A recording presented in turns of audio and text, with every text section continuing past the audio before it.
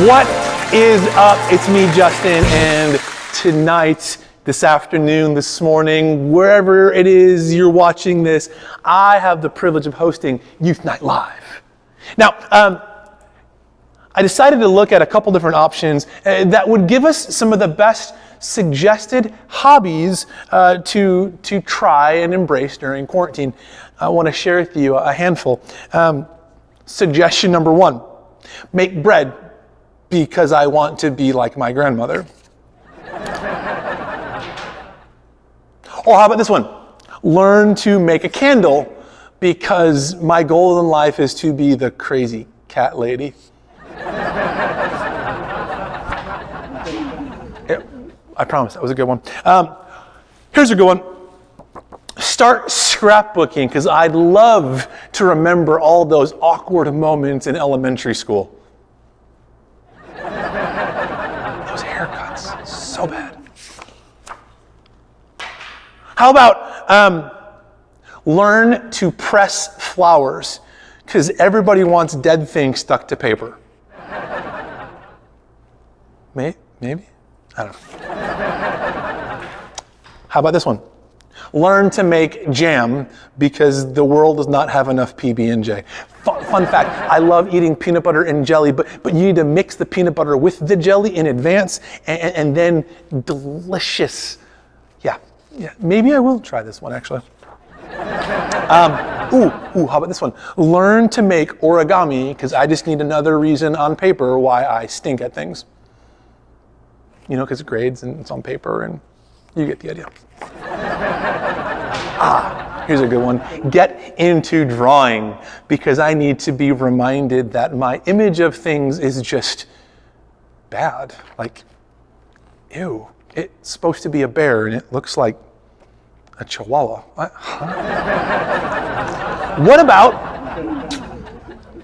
learn to knit a sweater because everyone needs something warm on in these wonderful Georgia summers.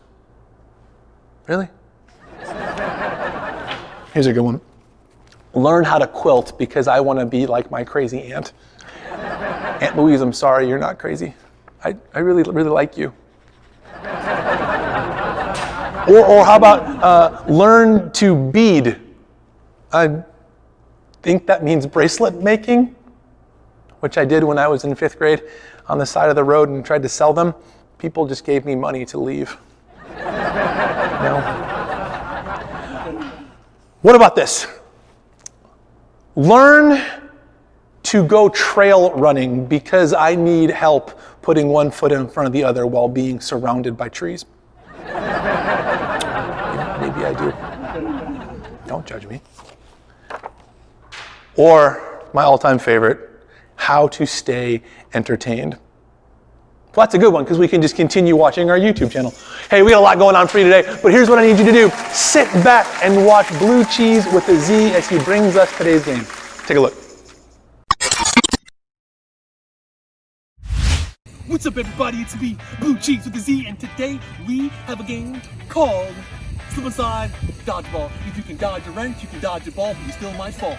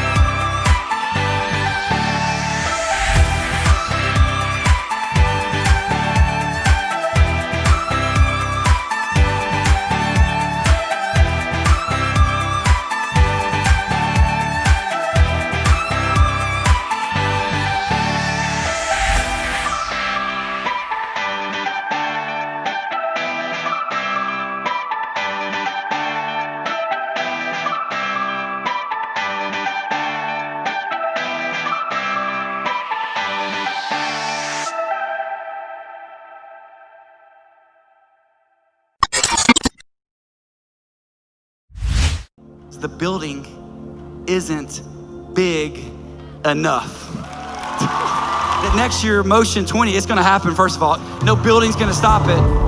What we know now is this: Motion was never meant to be in one building or even 3 buildings. This year, for the first time ever, an entirely new experience.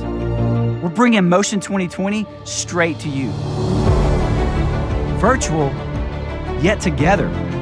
We're moving from the arena to your living room, to your church, your city, your phone, your computer, your friends, to your world.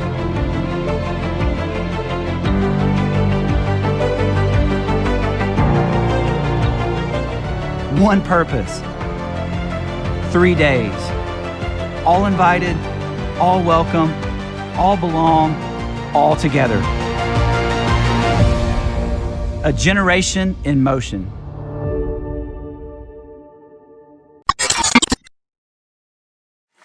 Hey, welcome back. Today, I've decided I'm gonna bring back my boy Lolo the Pro. We'll just see how pro he is. For now, we're gonna call you Logan because last week you thought, I'm gonna flip it. I'm gonna put you in the hot seat. I'm gonna make you sweat. And you did, right? No, I didn't sweat. I didn't need a do-rag. I didn't need a little headband. You can't make this bald man sweat. So we're gonna do today. Today, you and I are gonna field some questions from some of them. 6 questions, 6 answers. You got this? Yeah. Let's do it. All right, question number 1. Here we go. It's Preston, and I have a question. What would you do if you found a $1 bill or even a $100 bill? It's a great question. If I saw a $1 bill on the ground, my first thought would be, who's punking me? Back in the day, we'd say, where's Ashton? Ashton Kutcher had a show where he like punked and he would like do things. Yeah, you might be too young for that, but that's okay. I'm not. My brother in college would put $1 on the ground. He'd tie a fishing line to it, and he'd put it in the middle, the busiest place on campus. He'd hide in a bush, and anytime someone would bend down, he'd just pull it away and be like, ha ha! So I think I'd be looking for my brother or someone doing that. But here's what I want to know, Logan. What would you do if you found a $100 bill on the ground? I would probably ask the question too, like, am I being punked? But then I'd probably pick it up, and then I would go buy some string, and I would start punking some people. 99 problems, but a punk ain't one. What I would do, I would jump on it, like full belly flop. Okay. Because here's the thing, full belly flop, you can't pull that away fast enough. And it's worth the pain. Yeah. Because I could buy a new shirt and then get some new shoes. Yeah. And we're golden. And then to quote Logan, I'd be Gooch. Did I use that right? Yes. Oh gosh. All right, next question.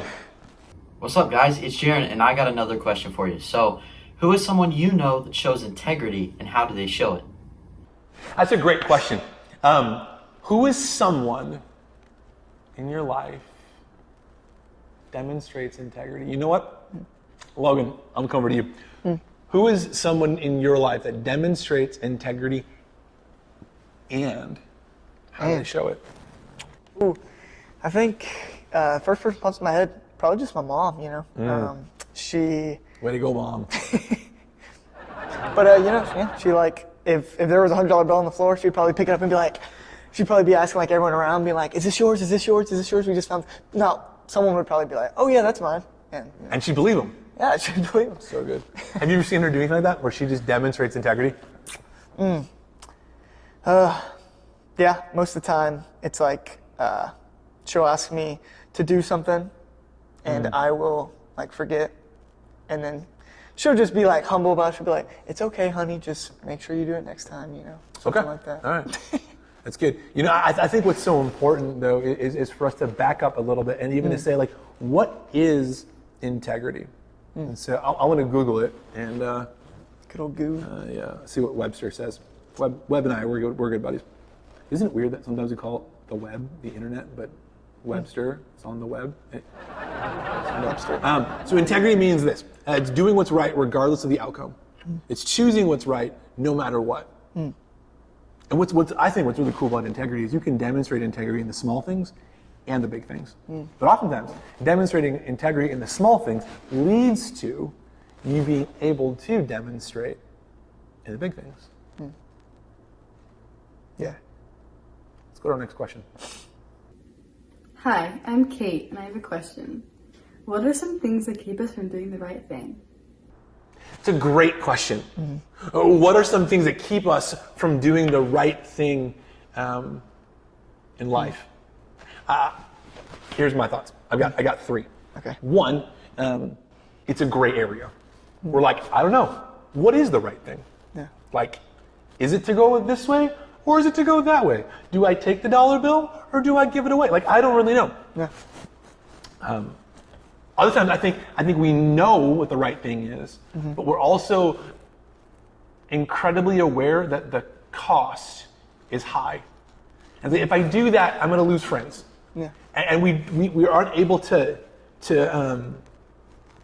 evaluate, does the cost outweigh my actions? Right? Because if the cost outweighs, oftentimes we're like, I don't know. Yeah. But if you're like, then no problem. So there's that. So that's probably still a gray area. And I think the third one would probably be, we know what we need to do. Right? We know the cost. Yeah. It doesn't outweigh, we're going for it. But we don't know how to get there. It's almost like we open the door and the room is pitch black. Yeah. And we know we're on the other side, but we don't know how to get there. And so we just stand helpless at the door. We don't close the door. We don't go in the door. Right? Yeah. And so we don't take action because we don't know how to get through the mess. Did you add anything to that? No, I love that. I love just the idea that stuck out to me, like of just being in dark and just, taking it a step at a time. And I think that's huge. Yeah. Yeah, because if the room is dark, like, I don't know about you, but I don't like dark rooms. And I'm not sure what's in there. So I'm probably not going to take a step. Yeah. I'm probably just going to hang out and just be like, is there a light switch or something? So it's good. Okay. Next question. Hey, it's Alexis, and I have a question. When can doing the next right thing cost you something? Okay, this is a good one because it totally plays off of the whole dark room idea. It's like, what do we do if we don't know what to do? We don't know how to get to the other side. Yeah. I would say, take the next best right step. You don't even know what the next 10 steps are. Yeah. Just the next best right one. Like when I go to my son's room and he's asleep and I want to sneak a peek, which it's not creepy because he's my kid. I open the door and it's dark. And I know that there's landmines called monster trucks between the door and his bed. And if I step on one, inevitably, wee, and it wakes up. And now he's not cute, he's angry. So I slowly take a step. Okay, didn't step on anything, I can take another step. Yeah. And so I think when we don't know how to get to the other side, we just need to take the next best right step. And over the last few weeks, we were talking about Joseph and how here's a guy in the Old Testament, his story's found in Genesis, where he tells his older brothers, hey, you're going to bow down before me. I'm going to be the man, and you're going to call me the man. Yeah. They don't like it. They plot to kill him. They put him in a hole with no water, so he can't even have exercise. Nothing. They sell him into slavery. I mean, dude is not winning. He went from being dad's favorite to a distant memory. But in all of that, he keeps just taking the next best right step. And when he does that, he finds himself in positions of influence because integrity leads to influence. And after years and years, he ends up working in the house of a guy named Potiphar. Now, Potiphar was he was up there with Pharaoh. In Egypt, he's the man. People bow down to Potiphar. Potiphar's got money. He's got influence. He's got the stuff. And Potiphar is like letting Joseph run the show for him. He trusts him so much because his integrity has led to influence. So then one day, Joseph, he's chilling at the house, right? He's kicking it back, Fresh Prince style. And Potiphar's wife walks in. Potiphar's wife looks at Joseph and she's like, I want some of that. It's like when I walk in the kitchen and my wife has a nice apple pie and I'm like, yeah, give me some of that and some ice cream. Like, I want it. Right? Yeah. But Potiphar knew she's married. Hands off. Some guys in our culture today, they're like, no. It's not my problem, it's theirs. But he's like, no. It's not for me. And so he takes the next best right step, which in that case was going the opposite direction. Yeah. In the process, Potiphar's wife grabs his like jacket, his robe, goes to her husband, and she's so upset that she got rejected that she's like, hey, your boy Joseph, he put the moves on me. Potiphar, he does what any dude would do. Like, he's like, no, you're done. And he has Joseph thrown in jail. The cost of running away resulted in Joseph being back in a hole. But even though the cost was high, Joseph knew all I need to do is to take the next best right step. No matter what it is, no matter what's going on, just take that step. Because integrity in the small things leads to integrity in the big things, and integrity leads to influence. And we may not know how to get to the other side of that black room where we can't see what's going on in front of us, but we can pull our flashlight out. Yeah. And we can look straight down and see what's right in front of us and just take that next step. We may not know how it all is going to play out. We can take a step.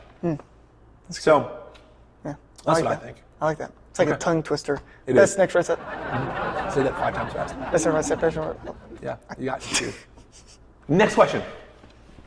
Hello, my name is Jake Rod. I have a question for the high schoolers. And as a high schooler, why should we care about doing the right thing? Great question. Why should we care about doing the next right thing? Well, I think, and if you disagree, tell me. Okay. But this conversation will be over if you do. I think we all want to live a life that we can be proud of.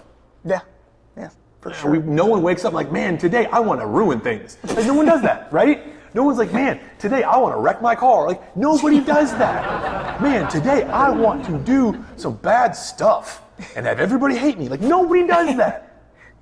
Nobody's like, man, I want the world to hate me today. Like, we all want to be proud of what we're doing. And so why do we want to? Well, I think it's because at the end of the day, we want to live a life that we're proud of. And if you're a follower of Jesus, we want to live a life that points to Jesus. Yeah. We want to let people experience the freedom found in Jesus and Jesus alone. But if our life points them away from that, that's a problem. But integrity in the little things leads to integrity in the big things, which leads to influence. And if we want to influence our friends and our family and our classmates and our teammates to want to know Jesus, well, then we need to live a life that we're proud of. And to go one step further, maybe a life that God's proud of. That God can one day say, well done, my good and faithful servant. And so I think what we can do is we can actually invite people to speak into our lives. Accountability is huge, and that's why we have life groups. Yeah. Because accountability, we want to be able to have space to say, hey man, I had this thing going on. What do you think I should do? I got this thing going on, and here's what I did. What do you guys think? And to know that there are people around you that are going to care about you enough to say, hey man, I really like you. I kind of love you. But that was dumb. That was stupid. But not to be like, I'm gonna judge you. Yeah. Just be like, hey man, like, And so maybe here's the thing. Like, if you have something that you're trying to figure out, right? Tell someone your next best right step. See what they think. Let them speak into your life. and then maybe do it. And then tell them how it played out. Tell them what happened. Yeah. And let them be a part of your story. And maybe they'll even let you be a part of theirs. Would you add anything to that? I think you hit the nail right on the head there. Nail, hammer, I've never tools. Not my thing, but I like it. All right, we have time for one more question. Here it is. Yo, what's up? It's Gray, and I got a question for y'all. So, what do the choices you make affect the people around you? Oh man, how does doing the next best right thing impact the people around you? So good. Well, what do you think? Ooh, man, I think that's huge with affecting the people around you, because sometimes I think, just in general, like we have more impact on people than we even realize sometimes. Totally. Totally. Like more influence than we could ever imagine. Like people are watching what we do always, Yeah. There's a pastor in the Midwest. His name's Craig Groeschel, and he says we become the average of our 5 closest friends. So like we're impacting people around us, whether we realize it or not. We're influencing them, and like you said, we might do something and have no idea the impact it has on somebody else. But what we say could hurt, and we'll never know it. Yeah. But all of a sudden, they stop wanting to be around us, and we're like, where'd they go? Or what we say could actually lead them to asking questions, and then give us an opportunity to share, this is why I believe what I believe. And then tell them the good news of Jesus, because, man, that's what it's about. It's sharing that good news, because it's good news for all. And in the season we're in right now, man, we need some good news. Yeah. We need to drop all the hate, and we need to be reminded that there's a man 2,000 years ago who was also fully God. Yeah. He died on the cross for us, and his integrity and his influence are things we can learn from today. So, if that's something you want to talk more about, there's gonna be a number that's gonna pop up on the screen, and a thing you need to text. Go ahead and text that thing to that number right here, and we'll be in touch. And we'll walk alongside you on how you can get plugged into a group, or how you can find someone who wants to speak into your life. Or maybe even how you can kind of correct some of the choices you've made, so you can gain back some of that integrity, so you can have the influence you want to have. But until next time, peace. Every knee shall bow, every tongue confess, Jesus is Lord, Jesus is Lord. Every knee shall bow,